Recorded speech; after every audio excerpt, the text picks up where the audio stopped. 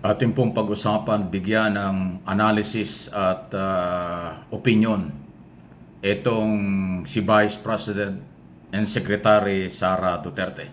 Hindi po ito batikos. Ito ay bahagi lang ng ating observation at opinion sa kung ano man ang pwedeng mangyari. Kaya ko po binabanggit ito kasi mula ng kanyang aminin na wala na talaga ang unity team na ito anya ay nagamit lang noong election 2022. So ibig sabihin, posibleng tuloy na ba siyang makikipaghiwalay sa gobyerno ni Pangulong Marcos? O ano nga ba ang estado ngayon? Pero ako, ito po nakikita ko. Sa oras na sumama si Vice President and Secretary Duterte, Sara Duterte, sa mga activities ng kanyang pamilya o ng mga anti-Marcos, halimbawa ay bumatikos sa ating gobyerno, o sumama sa mga rally nila na nagpaparesign sa ating Pangulo o anumang activities na ang dating ay anti-Marcos or nagpapabagsak sa ating gobyerno, yan na ang may tuturing natin na dapat talaga siya ay umalis na sa gabinete. Kasi hindi naman maganda yon kung sakali, hindi ko sinabing gagawin niya, na siya ay magiging aktibo na lalahok sa mga anti-Marcos tapos member ng gabinete, ay talagang hindi maganda. Dalawa lang ang pwedeng mangyari dyan. Tanggalin siya ni Pangulong Marcos o mag-resign as Secretary, Department of Education. Sensitibo po yan, kaya ating aabangan, lalo na po ngayong araw na ito, kung di ako nagkakamali, meron naman yata silang rally dyan sa Pampanga. Pag dumalo or nagsalita, kahit na hindi dumalo, basta merong audio or statement ang pangalawang Pangulo at Sekretary tungkol sa kanilang mga pagbatikos sa ating gobyerno, kung meron delikadesa at dapat umiral yan, dapat umalis sa gabinete. Okay? Dahil kasi ang gabinete ay Office of the President. Ang lahat ng Cabinet Secretary dapat sumusunod sa policy ng Office of the President. Katuwang sa mga magandang programa ng gobyerno, hindi pwedeng maging oposisyon o bumatikos sa executive department o sa policy at programa ng gobyerno pag membro ka ng gabinete.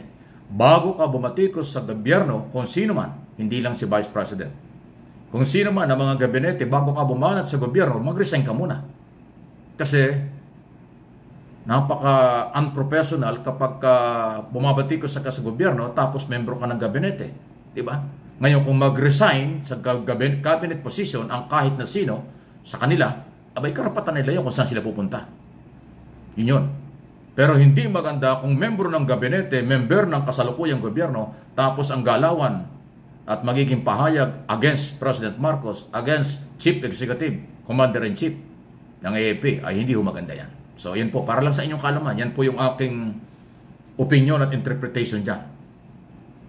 Kaya ayaw naman natin pangunahan kung sa kakali, inuulit ko, na maging aktibo at sumama na si Vice President and Secretary Sara Duterte sa galaw ng kanyang pamilya, na alam naman natin, pamilya niya yan dating Pangulong Duterte at ng kanyang mga kapatid na congressman at mayor, kung sila ay magsasama-sama para bumatikos sa gobyerno, iwan muna ang posisyon. Kasi hindi maganda. Lalo tigit Department of Education, milyon-milyong kabataang Pilipino. Ang pag-asa ng bayan ay mula sa kabataan. Kaya dapat ang mga estudyante ay hindi magaya o maging mataas ang moral sa kanilang pag-aaral conforme sa kung ano ang leadership at ang ginagawa ng Secretary ng DepEd. Kaya napaka-sensitibo po niyan. Hindi yan pangkaraniwang cabinet position. Dahil ang inuukit niya ng magandang asal at kinabukasan, milyong kabataan. Okay? Kaya dapat leader by example. Yung talagang mataas ang respeto ng mga estudyante at ng mamamayan, lalo na ang mga magulang ng mga bata. Kasi ang magulang at Department of Education Secretary, yan ang gagabay sa mga kabataan na nag-aaral sa public school. Yun po yun. Okay? Kung hindi nyo naintindihan, at least alam na po ninyo. So abangan natin sa mga activities, press conference, statement, rally, kung meron man, kung ano man, abangan natin kung ano ang magiging galaw ng Office of the Vice President and Secretary ng Department of Education. Okay? So, kaabang-abang yan. Pero dahil holiday, ngayong araw na ito ng Monday, marami hong mga balita pa rin mga pinag-uusapan. Pero huwag natin kalimutan, tuloy-tuloy po ang mga pagbibigay ng ayuda, tuloy-tuloy ang paninindigan ni Pangulong Marcos sa ating teritoryo sa West Philippine Sea, tuloy-tuloy ang mga programang pang-ekonomiya, seguridad, food security at iba pa. Hindi po bumababa ang moral ng programa ng gobyerno dahil tuloy-tuloy po ito. Yung kampanya ng pamahalaan sa lahat ng illegal na sugal or activities, especially ang mga dayuhan na involved dyan, ng mga Chinese national tungkol sa Pogo, yan po ay kinakalap na ng lahat ng intelligence community, lahat ng mga kinaukulan sa national at local government kung ano ang katotohanan nito.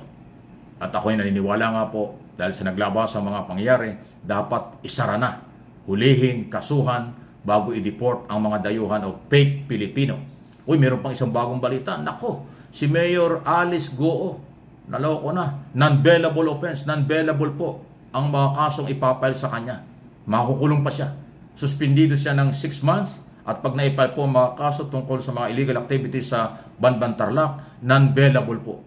Hindi siya makakapag-bail pansamantala. So, ibig sabihin, pag naipile ang kaso at may warrant of arrest, kulong ang mayor ng Banban, si Alice Reyes. Kasi hindi po naniniwala ang mga otoridad sa kanyang mga sinasabi.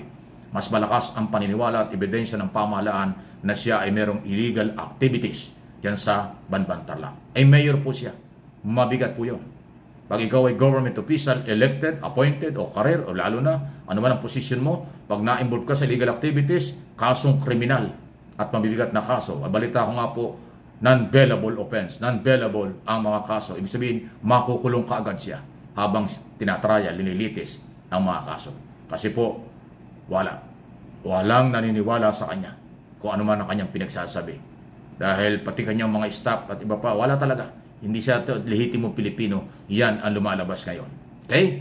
So marami pa po na pwedeng masangkot na mga dating government official at kasalukuyang local official, especially sa executive, sa local government, na may kaugnayan dyan sa illegal na controversial na Pogo. Kasi nga, base sa record at report ng Philippine Anti-Organized Commission, PAOK, under General Cruz, retired general, 49 lang daw po ang legal at lisensyadong Pogo. Pero ang illegal, mahigit na 300. So bakit nakakapag-operate ng illegal? Imposible. Hindi alam ito ng mga local executive. Nakapagpatayo ng mga building at opisina. Yung napakalawak na mga opisina, nire-raid na ngayon ng PAOK. Lalo dyan sa may Porac, Pampanga at saka Tarlac, ang lalaking compound. Bakit nakapagtayo sila ng ganyan kung illegal? Ay yung mayor ng Tarlac, mayor ng Banban Tarlac na si Alice Reyes, ang laki ng responsibilidad. Mayor na siya at may kinalaman pa, posibleng may kinalaman pa sa illegal na activities na yan. Ang laki ng administrative case at criminal case ang pwedeng kaharapin. Kaya nga non-bailable offense po ang mangyayari.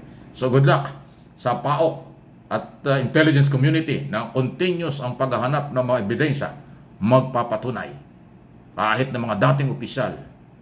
Kaya ngayon ay, naglabasan pa yung mga picture, nakita nyo? May mga picture na makasama si dating Pangulong Duterte at saka si Mayor Alice Goo. At sinabi naman ni Alice Goo doon sa Senado no, na siya ay tinulungan ng nakaraang gobyerno kaya sinanalong mayor. Naloko na. Lumalabas na dahan-dahan ng mga kababalaghan.